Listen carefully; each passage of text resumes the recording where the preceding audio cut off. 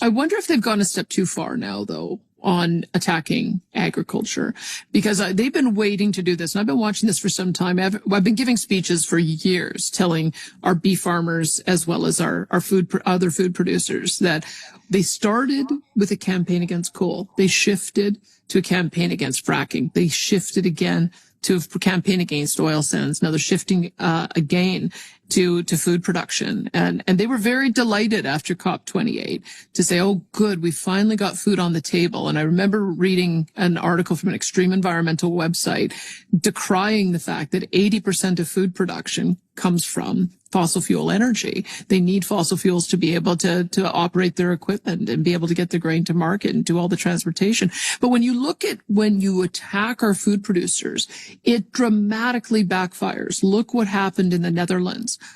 Denmark, I have just read, is now putting a tax on belching and flatulating cattle.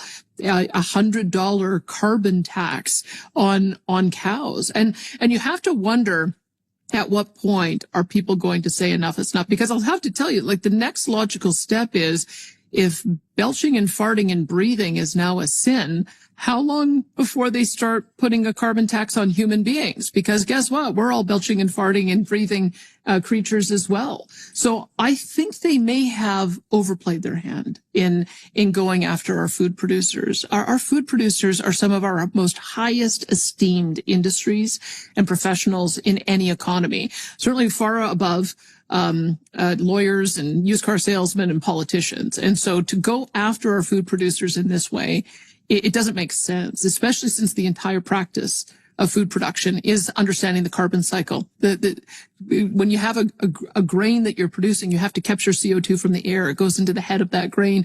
People eat it, and then it gets recycled again.